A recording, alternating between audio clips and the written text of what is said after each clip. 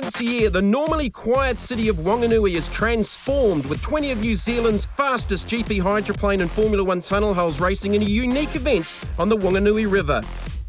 It's the hometown, and what a great place it is, and what a great crowd we get here, and the council and the backing from all the supporters and sponsors in Wanganui itself to sort of make this free event happen is just unreal. 30 years I've been running hydros and flat bottoms. I started in the bottom classes and we built our way up, and the family all came up together with us, and as they grew up they eventually got a boat, so we've sort of increased in size a bit since then, and they're keener than I am, to be fair. I think I'm probably a bit past it, but they're on a roll, so we'll see how we go. The river's very narrow. I think it's about 90 metres wide, the river. The general courses we run on are 400 metres wide. So, and the boys are usually about 200 metres apart, and here they're 50 metres apart, so really tight. And obviously we do flying laps because you can't run a number of them together because of safety. I think they'll be doing 280 k's plus today, yeah. So it'll be pretty 2,000 horsepower, 8 gallons a minute of fuel, and they'll be going hard. One of the top Formula 1 tunnel drivers is reigning New Zealand champ, Luke Sharp. Welcome to the world of Formula 1 powerboat racing. I drive for the Prompt Parts team. Here at Wanganui is our first round. You can expect 12 boats hooning around this track at about 180 to 190 kilometres an hour, turning on a dime and avoiding logs down the river. The conditions early on were testing the crews, with strong gusty winds proving less than ideal for the GP Hydros and the Formula 1s. With an early start to the season, all of the GP hydroplane crews used the Wanganui Downtown Thunder event as a shakedown for the upcoming circuit racing schedule.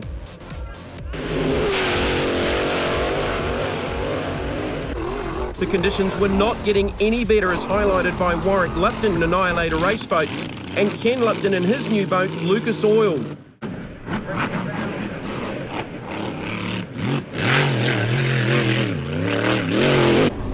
The wind and changing tides were proving to be a challenge for all of the boats, including Jack Lupton here in GP 57.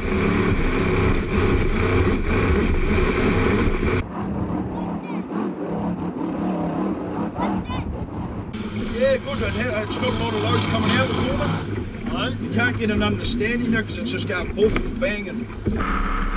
Then David Alexander and Steele are headed out. And he had this ugly and scary moment highlighting that the sport of GP hydroplane racing is not for the faint-hearted. Safety in the sport is paramount. First of all, we have a spare air system, and they vary from a mask type to I just have a valve type that I actually push in if I need it, and we carry our own spare, which is on our leg. So in case of an accident, we can actually, if we're stuck in the boat, we've got air. And also on the boats, we're equipped with an airbag system. So when it goes upside down, it actually blows a big bag off and actually puts the boat back up in the air. So the divers can get you a lot easier. So the GP hydroplanes and that they use, and some of the Formula 1 boats, they use a Tiger system, which is a full mask breathing system, which I just use the same as what Formula 1 do in the World Series. I actually bought it off them. So yeah, that's the two systems that most people use, either a mask or you use this in case of emergency if you haven't got out of the boat. After the break, it's race 1 for the Formula 1 tunnels.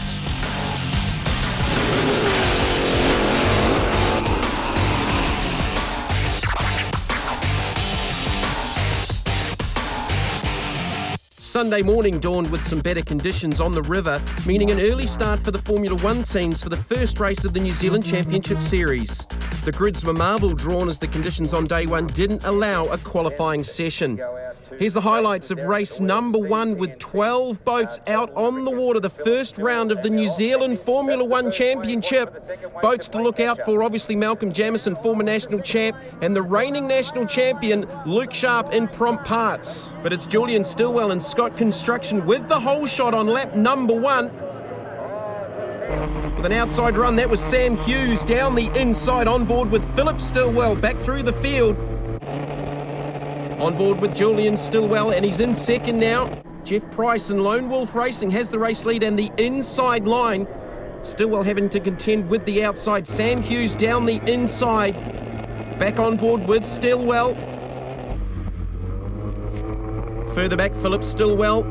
That's Steve Priest to his outside in his brand new race boat, the former Anthony Robinson KRB, now known as TRT. Fantastic race out in front. Still Jeff Price down the inside. Stillwell got that outside line working. But Jeff Price has track position in the white number 12, Lone Wolf Racing. Stillwell pulls up alongside. Sensational opening heat for the first round of the New Zealand Championship here at Downtown Thunder on the Wanganui River. Stillwell with a big run down the back straight, but he can't get that favoured inside line. On board with Jeff Price, and Stillwell now gets the advantage. But a beautiful inside run there from Price. Gets the lead back, but this is a stunner. In front of a packed crowd on the banks of the Wanganui River. You can see how little of the boats are in the water, pretty much just the last quarter of the boat and the props with these Mercury Racing outboards. Stillwell in a little bit of rougher water to the outside. Price looking very, very comfortable down the inside. Absolutely flat out down the back straight. And again, look at the tighter turn there from Price. Stillwell cannot get the advantage. That's well and truly now in the hands of Jeff Price and Lone Wolf Racing. Biggest lead of the race he's had since the start. Stillwell just dropping back with Sam Hughes back in third. Here's the reigning national champion, Luke Price in prompt parts. Looking out over the rear deck. Unique shot. You can see both sides of the river. As we go back on board with Total, Philip Stillwell. Race leader still Jeff Price, Lone Wolf Racing, boat number 12. He's got a gap back to Stillwell. Some lap traffic for the race leader. Oh, and a problem there. The engine cover comes off Jeff Price's race boat. Just caught an awkward wave. Shouldn't cause too many issues. It's Luke Sharp's trying to play catch up. A quiet opening race for the defending national champion. And in fact, he's about to go down a lap to the leaders. Price has already gone by. Stillwell goes by. Stillwell now starting to come back with that engine cover off. Has it hurt the aero on the number 12 Lone Wolf Racing boat? Stillwell right back in the equation now, just a boat length in it. Price still on the outside, got an awkward run off the exit. As Stillwell winds up down the back straight. Very, very physical race boats to run. Big G-forces through the corners. And again, just the prop in the water a couple of times there for Stillwell. And he's going to try and get through to the lead. The white flag out for Stillwell and Price. Side by side with one to go. Not too much lap traffic up ahead. They should not get to it. On the run down to the checkered flag again, Price with an awkward run on the inside where he was so strong at the beginning of the race. But Julian Stillwell is coming back and making a race of it. One corner left to go. Stillwell winds up on the outside. Price on the inside.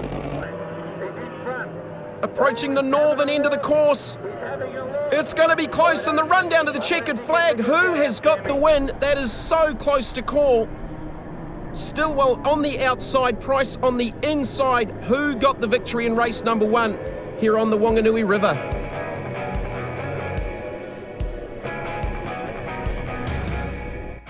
Well, it was that close. It was Julian Stillwell on the outside taking the win in race number 1 from Jeff Price in Lone Wolf Racing. Sam Hughes in unfinished business in third ahead of Anthony Robinson in his new design Windows boat. Going back through the field, Luke Sharp in 7th, Ryan Birch 8th, Derek McAdam a DNF.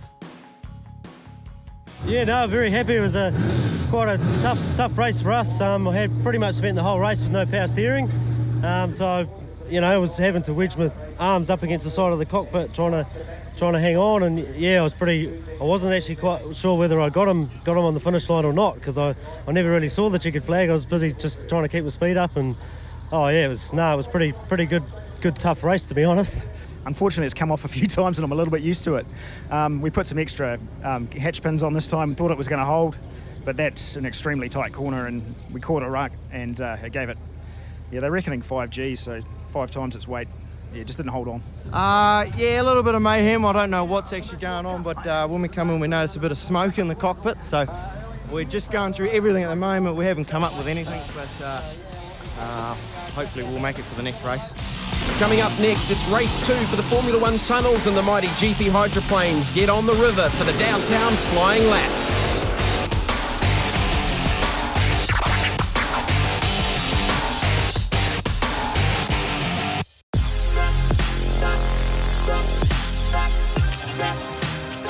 One of the new names in New Zealand's GP hydroplane ranks is young Jack Lupton. GP57 is one of the newest boats in the country. Hi, I'm the pilot of GP57 Grand Prix hydroplane. The engines are about 1,500 to 1,800 horsepower and they run on methanol. My main thrills of driving a GP hydroplane is every lap's different, and trying to cover a rugby field over 1.1 second is an amazing feeling, so that's my thrill.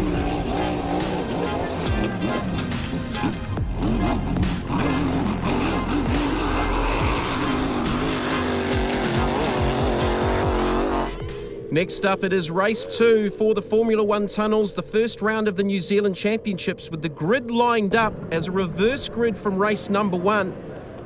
And as you can see with these rollers coming in down the river, slightly trickier conditions than what we saw for race number 1, with another fantastic lineup with these amazingly quick Formula 1 tunnels. Look at them leap up out of the water.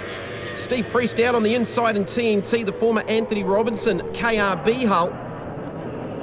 There's Ray Glass, Malcolm Jamison's new boat.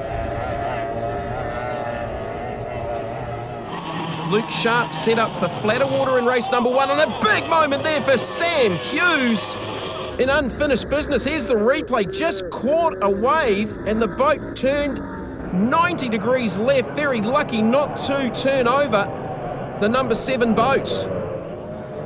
Malcolm Jamison, your race leader in Ray Glass, former national champ. Steve Priest to his inside in TNT. Luke Sharp back there in about 5th, on board with Julian Stillwell. Now, look at the data. 160 kilometres. Water's a little bit smoother down at the bridge end, the northern end of the course. Sam Hughes has stopped out there. That may have been a legacy from that huge moment he had off the race start. As Malcolm Jamison continues to lead. There's Anthony Robinson going through in 4th in design windows. Brand new Barber hull, 2.5 litre Mercury power. And likewise, a brand new boat for Malcolm Jamison, a DAC. The highly modified 2.5 litre EFI Mercury outboard. Back on board with Stillwell, we saw the top speed previously 164 kilometres an hour for the race 1 winner, but he's a little bit further back through the field. You can see the lateral G's and the acceleration and deceleration. Steve Price just has an awkward rounding there at the southern end of the course, but it's Jamison in control. New sponsor this season with Ray Glass, brand new race boat imported out of Europe. Former national champion, a very good boat builder in his own right. In fact, built the Annihilator race boats, GP hydroplane driven by Warwick Lupton. Quite a distinctive hull profile. Quite a different aero package down off the back of the cockpit, heading down towards the outboard. This wonderful front-on shot. You can see how little of the boat is in the water. They are literally flying. Steve Priest having some problems. He's dropped down the order. Anthony Robinson is in 2nd position. White flag is out. Julian Stillwell, consistent for the weekend. He's now up into 3rd. And looking at the data, getting up to speed now. Certainly the bottom part of the course is a lot rougher. Northern end of the course where they're heading to now, 162 kilometres an hour. As Malcolm Jamison looking to take his first victory at the first round of the New Zealand Championships. Gets it turned down into the checkered flag. Jamison takes heat number 2 for the Formula 1 tunnels. DNF, unfortunately, for Sam Hughes, parked up on the inside of the course. Malcolm Jamison with the victory in Ray Glass.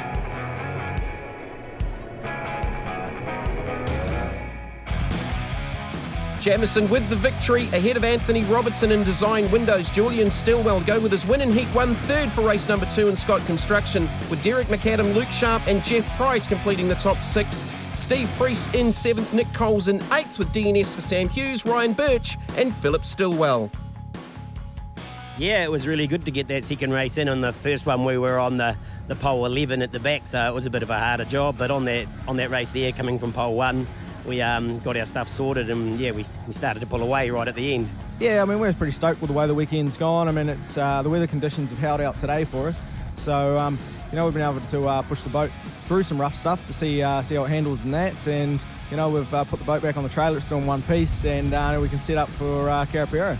Different story starting from the second row, and I had Derek pushing me behind me. I could see him in my mirrors, and he just kept coming, and I was really, you know, sort of resorted to the fact of where I was, and I was starting to think, oh, I'll start to back off a bit and save a bit of the gear, but Derek just kept coming. I could see him in both mirrors, and oh, it was tough, and it was pretty rough out there, a lot rougher than it looked. Certainly was testing conditions for the Formula 1 Series. First round of the championship, Julian Stillwell with the lead, 50 points ahead of Malcolm Jamieson on 47. Anthony Robertson in third on 43 ahead of Jeff Price, Luke Sharp and Sam Hughes. Those having a few little issues throughout the weekend, a little bit further down in the order. Time for the big boys, the GP hydroplanes for the Downtown Flying Lap, Downtown Thunder here at Wanganui, and it's Ken Lupton in Lucas Oil's GP 09. Ron Jones hull, imported into New Zealand last year. Beautifully presented in Lucas Oil colours for the 14-15 season. Now watch the time, or we'll have a split for the bottom turn. You can see how much rougher it is down there. 16.08 at the split. These boats capable of up to 2,000 horsepower, turning over at about 8,500 RPM. A little bit of a moment there on the back straight. Certainly not at full throttle for Ken Lupton. Again, just highlighting how difficult the conditions are at the bottom end of the course. A lot smoother water here at the northern end of the course. And down to the flying finish. Ken Lupton in Lucas Oil's time, 45.09. Solid effort there from Ken Lupton.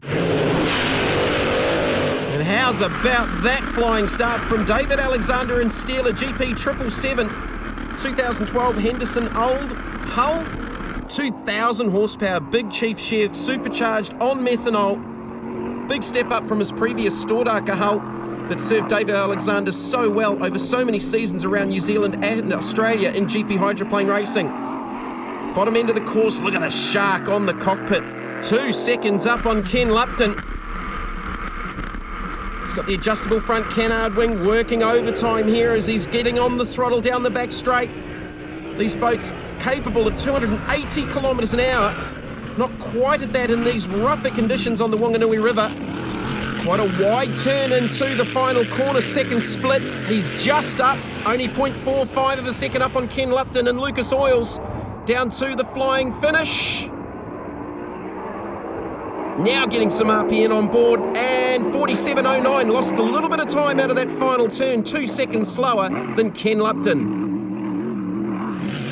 Next up, it's young Jack Lupton in GP 57. Another spectacular GP hydroplane. On board, 2010 Henderson Old hull. Between 1,500 to 1,800 horsepower, 510 cubic inches. Again, supercharged big block Chev, running on methanol.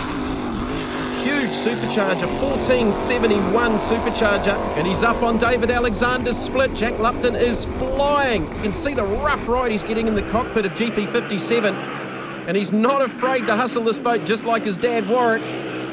No fear from the youngster. And this should be a good lap. Look how tight the turn is at the northern end of the course, and the run down to the checkered flag. He's 0.7 up on Alexander, who lost a little bit of time to Ken Lupton on the run down to the checkered flag. 43.19, 1.45 seconds quicker. Jack Lupton the fastest with 2 more boats to come. Annihilator race boats, Warwick Lupton. I don't think there's a championship in the world that Warwick has not won over 30 years. Mass Sport Cup, EC Griffiths Cup, the World Championships.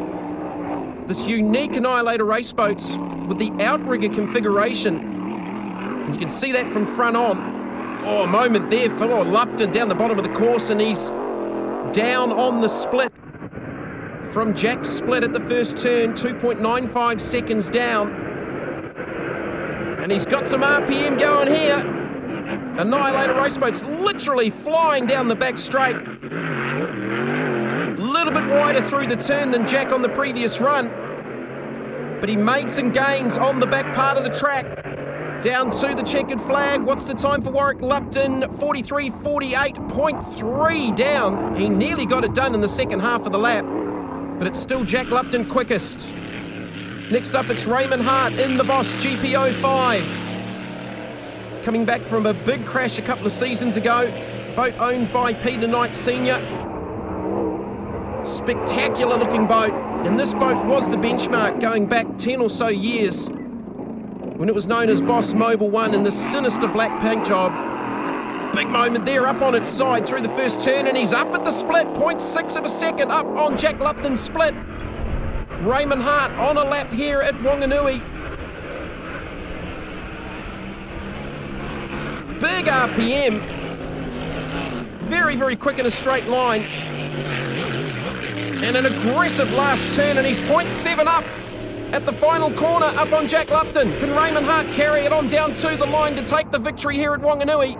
For Downtown Thunder, he flies across the finish, 42 seconds flat, 1.24 seconds up on Jack Lupton.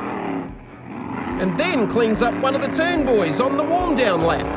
What a way to finish for Raymond Hart, but he takes out the victory. 42 seconds for the flying lap in the Boss GP05. Jack Lupton second, Warwick Lupton third in Annihilator race boats, Ken Lupton fourth with David Alexander fifth in the Steeler. So that's the first event done for what will be a busy season for the New Zealand GP Hydroplanes and Formula One Tunnel Championship. 4 rounds coming up between now and April. Get out, check them out. These are some of the most spectacular race boats on the planet.